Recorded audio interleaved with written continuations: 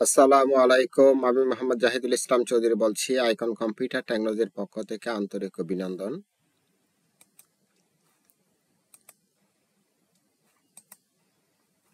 বিগত ক্লাসে আমি হোম নিয়ে আলোচনা করেছি, আজকে ইনসার্ট নিয়ে আলোচনা করব।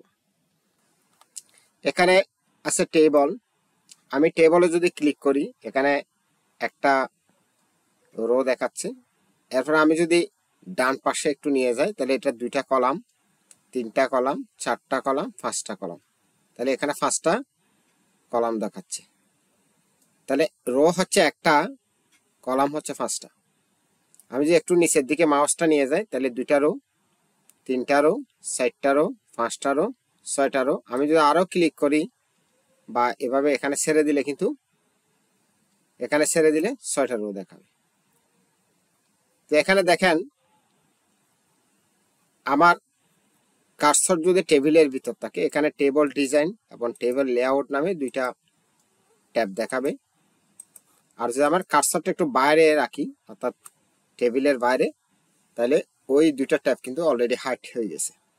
তাহলে আমি যে আবার টেবিলের ভিতর ক্লিক করি তাহলে এখানে টেবল ডিজাইন এবং টেবল লেআউট দেখাবে। ঠিক আছে। আচ্ছা, এখানে আমি যদি ক্লিক করি এখানে বিভিন্ন ধরনের টেবল স্টাইল আছে। আমি যেটা আমার পছন্দ হয় সেই টেবিলটা আমি এখান থেকে নিতে পারি। এখানে অনেকগুলো টেবিল আছে, টেবিলের স্টাইল আছে, ডিজাইন আছে। আমি যেটা ইচ্ছে সেটা চয়েস করতে পারি।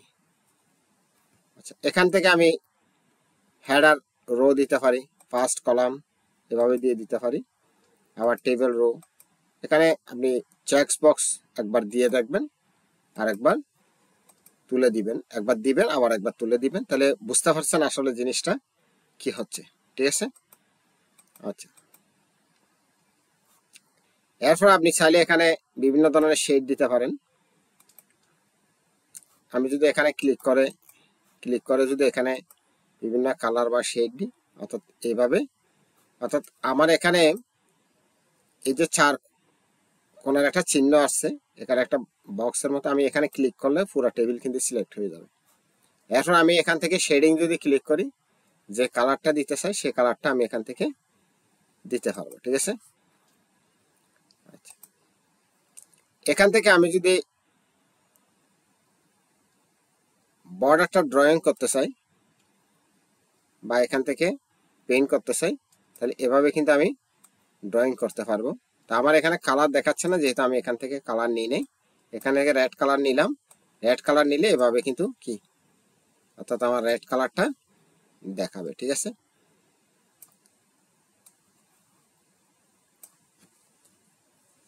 আচ্ছা, এখানে যদি আমি কালার যদি আর একটু মোটা করি এখানে 3তে ক্লিক করলাম তাহলে আমার দেখেন এখানে কালারটা কিন্তু মোটা দেখাচ্ছে। আমি কালার চেঞ্জ করতে পারি চাইলে, এখানে বিভিন্ন ধরনের কালার আছে, আরো অনেক ধরনের কালার আছে। আমি যেটা ইচ্ছে সেটা এখান থেকে চয়েস করতে পারি। ঠিক আছে।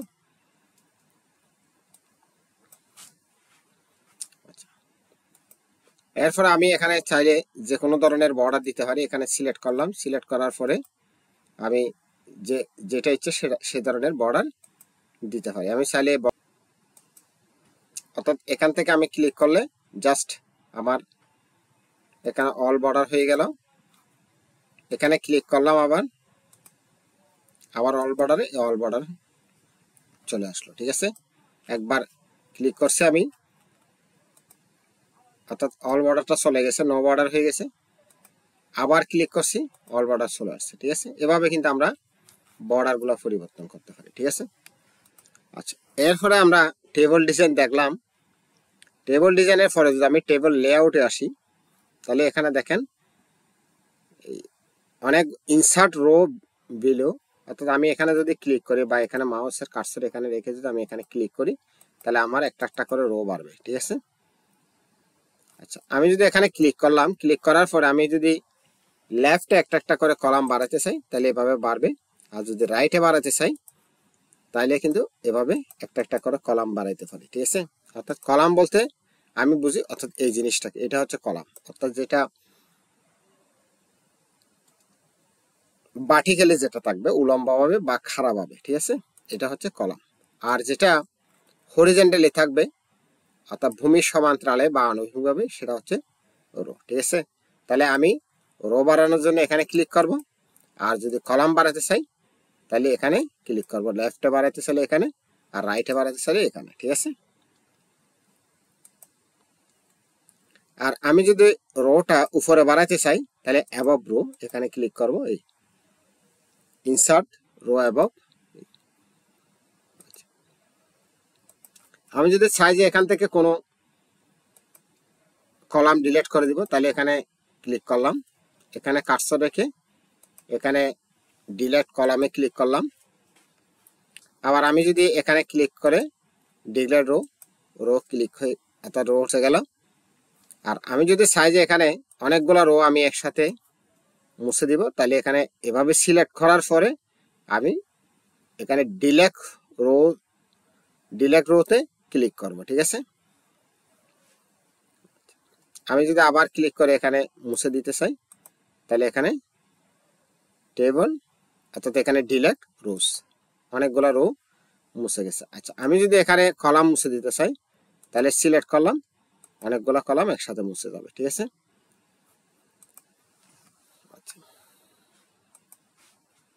এখন আমি যদি চাই যে এখানে এখানে সিলেক্ট করলাম, আমি সিলেক্ট করার পর অনেকগুলো সেলকে একটা সেলে পরিণত করবো, তাহলে এখানে সিলেক্ট করলাম, সিলেক্ট করে মাছ করে দিলাম, অর্থাৎ অনেকগুলো সেলকে একটা সেলে পরিণত করলাম, ঠিক আছে। আবার স্প্রেড সেল বলতে এখানে স্প্রেডে ক্লিক করলাম, মনে করেন আমি এখানে যদি 3 দিই, মানে এটা কলাম একটা থাকবে বাট কলাম থাকবে 3টা বাট রো থাকবে একটা, তাহলে এভাবে দেখাবে, ঠিক আছে। আবার আমি কন্ট্রোল জ্যাট দিয়ে আন্ডু করে আগের অবস্থায় ফিরে যাচ্ছি, তাহলে স্পিডে গেলাম, স্পিডে গিয়ে এখানে আমি 3 দিব, অর্থাৎ কোথায় কলাম 3 দিলাম, এখানে রো দিলাম 2, তাহলে এখানে ক্লিক করলাম, ওকে। তাহলে বিষয়টা বুঝতে পারছেন। আচ্ছা, এখানে স্পিড টেবল, আমি যদি টেবলটাকে ভাগ করতে চাই তাহলে এখানে ক্লিক করব, তাহলে টেবিলটা 2 ভাগে বিভক্ত হয়ে গেছে, ঠিক আছে। আমি এগুলো মুছে দিয়ে আবার নতুন করে টেবিল তৈরি করতেছি, ইনসার্ট টেবল। আচ্ছা, এভাবে টেবিল তৈরি করলাম, বা টেবিল আমি অনেকভাবে তৈরি করতে পারি, এভাবে তৈরি করতে পারি, অথবা ইনসার্ট থেকে টেবল, এখানে আমি ইনসার্ট টেবলে ক্লিক করে এখানে কিন্তু এখানে একটা ডায়লগ বক্স আছে ইনসার্ট টেবলের, এখান থেকে নাম্বার অফ কলামস, এখানে আমি কতটা কলাম দিব, এখানে আমি 3 উপরের দিকে ক্লিক করলে বাড়বে, নিচের দিকে ক্লিক করলে কমবে, আমি এভাবে কলাম মেনশন করে দিতে পারি। এরপরে নাম্বার অফ রো, এখানে রো কয়টা দিব, তাহলে আমি উপরের দিকে ক্লিক করে রো দিলাম, মনে করেন 7টা, কলাম দিলাম 5টা, এরপরে ওকে করলাম, ঠিক আছে। আচ্ছা, আবার আমি টেবল লেআউটে আসি, লেআউটে আসার পরে আমি এখানে এই জায়গায় ক্লিক করলাম, ক্লিক করার পরে আমি যদি এখানে অর্থাৎ এটার হাইটটা যদি বাড়াই দিতে চাই তাহলে এভাবে ক্লিক করে বাড়াইতে পারি, আবার এখানে ক্লিক করে কমাইতে পারি, ঠিক আছে। আচ্ছা, এখানে ক্লিক করে আমি টেবিলের উইথ বাড়াতে পারি, আবার এখানে ক্লিক করে উইথটা কমাইতে পারি, কিন্তু এর আগে আমাকে এই চিহ্ন এটার উপর ক্লিক করে কিন্তু কি করতে হবে, এই সিলেক্ট করে নিতে হবে পুরো টেবিলটা। আমি যদি এখানে এভাবে না করে যদি এখানে জাস্ট ক্লিক করি তাহলে কিন্তু আমার পুরো টেবিলটা বাড়বে না, হয়তো একটা কলাম বাড়বে, ঠিক আছে। আর আমি এখানে যদি ক্লিক করি তাহলে আমার পুরো টেবিলের সবগুলা রো এবং কলাম একের সাথে কিন্তু পরিবর্তন হয়ে যাবে, ঠিক আছে। এখানে আরেকটা গুরুত্বপূর্ণ বিষয়, যেমন মনে করেন এখানে আমি লিখলাম সিরিয়াল লং বা এসএল লং দিলাম, এখানে জিপিএ, তা আমি চাচ্ছি এখানে এই জিপিএটাকে আমি একটু গোড়ায় লিখবো, টেক্সট ডিরেকশনটা পরিবর্তন করে দিব। তা আমি এখানে টেক্সট ডিরেকশনে যদি ক্লিক করি, টেক্সট ডিরেকশন এখানে কিন্তু এভাবে হয়ে গেছে, আমি যদি আবার ক্লিক করি এ স্টাইল হয়ে যাবে, আবার ক্লিক করলে স্টাইল হয়ে যাবে, অর্থাৎ ভিন্ন ভিন্ন ভাবে কিন্তু আমি যেভাবে ইচ্ছে সেভাবে কিন্তু দিতে পারি, ঠিক আছে। আচ্ছা, তা আশা করি বিষয়টা বুঝতে পারছেন। আমি আবার এখানে এই মাউসের পয়েন্টটা যদি এই জায়গায় আনি, মাউসের লেফট বাটন চেপে ধরে যদি উপরের দিকে টেনি, আবার এটা এভাবে ছোট করে দিলাম, ঠিক আছে। ততক্ষণ পর্যন্ত আমার ভিডিওটি ধৈর্য ধরে দেখার জন্য আন্তরিক অভিনন্দন। আপনারা যদি ভিডিওতে কোনো কিছু না বুঝে থাকেন অবশ্যই কমেন্ট বক্সে আমাকে জানাবেন, আমি আরেকটি ভিডিও দিয়ে আপনাদের সহযোগিতা করবো ইনশাআল্লাহ। আমার ভিডিওটি যদি ভালো লেগে থাকে অবশ্যই লাইক কমেন্ট শেয়ার করুন। পরবর্তী ভিডিও পাওয়ার জন্য আমার চ্যানেলটি সাবস্ক্রাইব করে রাখুন, পাশে থাকা বেল বাটনে ক্লিক করুন। সবাইকে ধন্যবাদ। আসসালামু আলাইকুম।